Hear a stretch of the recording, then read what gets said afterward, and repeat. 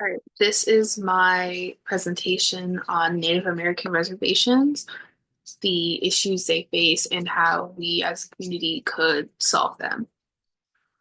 Native American reservations are a key racial issue reflecting on the legacy of the colonization and forced displacement of Native Americans across what is now the US. Created by the government in the 19th and 20th centuries, these reservations were originally intended to isolate natives from settler society, leading to the erosion of sovereignty, cultural traditions, and economic independence. Despite some progress, reservations continue to suffer from poverty, poor health conditions, and political disenfranchisement. This heavily reflects on a long history of marginalization and neglect within these communities. Some of the key issues pertaining to this are a loss of sovereignty, economic struggles, health discrepancies, and cultural erosion. Starting off, Native American tribes do retain some sort of self-governance, but it is limited by federal laws.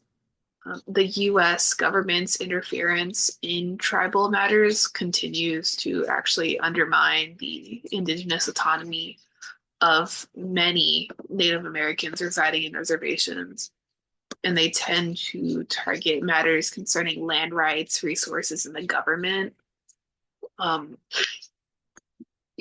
which really restrict or the government, which really restrict a lot of the possible access that natives could have received if they actually had control of their own laws and policies. Following on to the next topic, there is a widespread economic struggle within Native communities. Many reservations are actually marked by high poverty rates. They have very limited access to employment and a really high lack of infrastructure. Um, this economic deprivation is compounded by isolation and a lot of underinvestment, leaving tons of communities vulnerable to long-term economic stability. Because of this, they definitely tend to be set back from many other people within the US and are heavily deprived of any opportunity to be financially stable. Along with economic struggles, they also tend to face a lot of health discrepancies. Studies have shown that Native Americans actually face some of the worst health outcomes in the US, including high rates of chronic disease, mental health issues, and substance abuse. This largely is due to inadequate healthcare services, underfunded by things like the Indian Health Services or IHS, which does continue or which did struggle with staff shortages and also had very poor infrastructure. Because of the US government's historical policies of forced assimilations, including the Indian boarding schools, led to the loss of native languages, traditions, and their cultural and physical identities.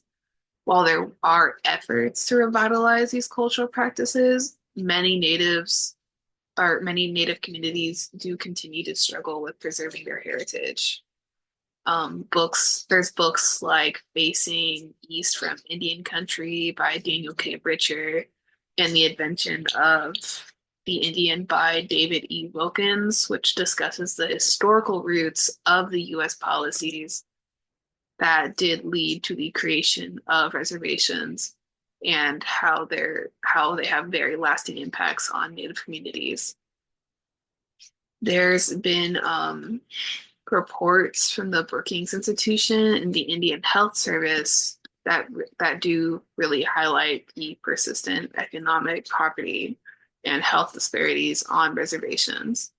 The IHS, even though it's a very like critical, important institution to natives, it's chronically underfunded and overburdened. Um, which really magnifies or highlights like how grievous the health challenges that natives have to face.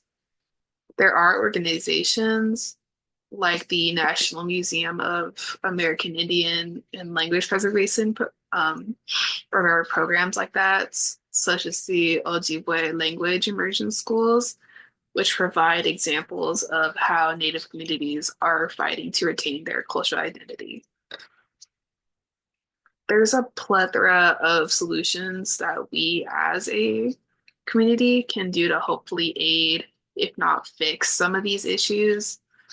Um, some topics being to strengthen the tribal sovereignty, invest in infrastructure and economic development, addressing their current health discrepancies, and supporting their cultural revitalization. Federal policies should respect and support the political autonomy of Native tribes, including their rights to manage their land and resources without undue interference from the US government. This would involve a greater control over healthcare, education, and their infrastructure on the Native side.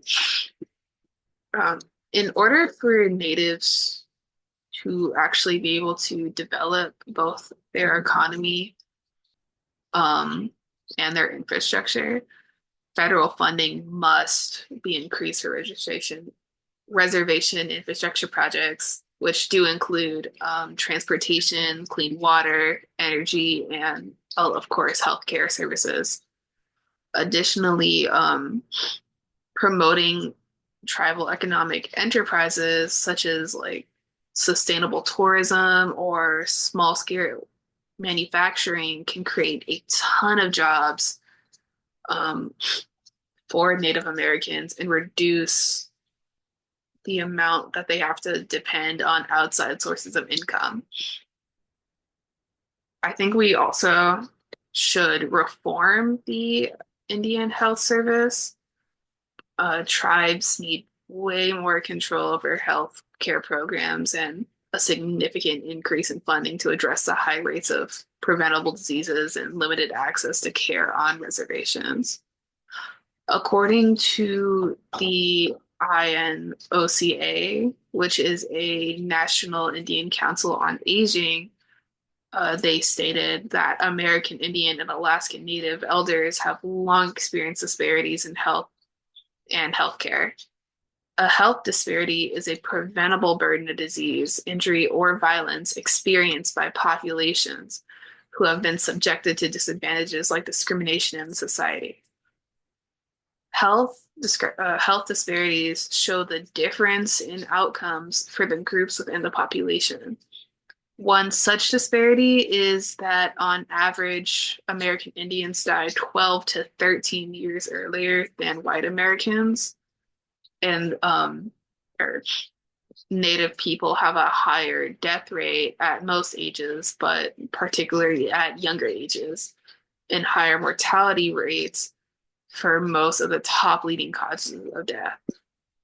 By not addressing, or at least in my opinion, I think if we don't address these issues on a lack of, or if we don't address the significant lack of monetary, educational, or like health access to Native American reservations or just natives in general across the US, we put countless natives at risk, which is why it's so important to reinstate or reform programs like the IHS to help those in need.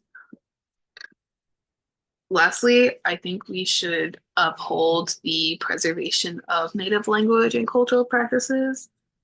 This could involve expanding language immersion programs or funding cultural centers and something as like simple as supporting Native arts could really help. Revitalizing Indigenous cultures is not only crucial for identity, but also for the community's well-being. Like a simple solution would just be to like, oh, maybe instead of just having, our standard like German, Mandarin, English, French, we could also include like a native language class or like something within that category to maybe try and help revitalize language because it is a very dying like breed of language. It's not taught. It's not even that like well taught within many tribes.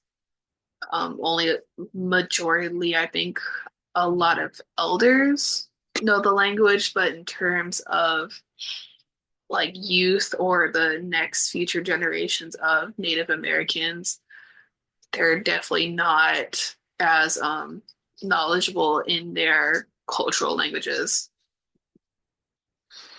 The challenges facing Native American reservations are deeply rooted in the history of colonization and forced displacement. However, if we empower Native communities through increased sovereignty, economic investment, and cultural preservation, the US can begin to address these inequities that continue to affect Indigenous peoples. With these tactics, these inequalities, um, or with these tactics, we can actually address these inequalities and create a far more equitable future for Indigenous Americans. Thank you. That's my presentation.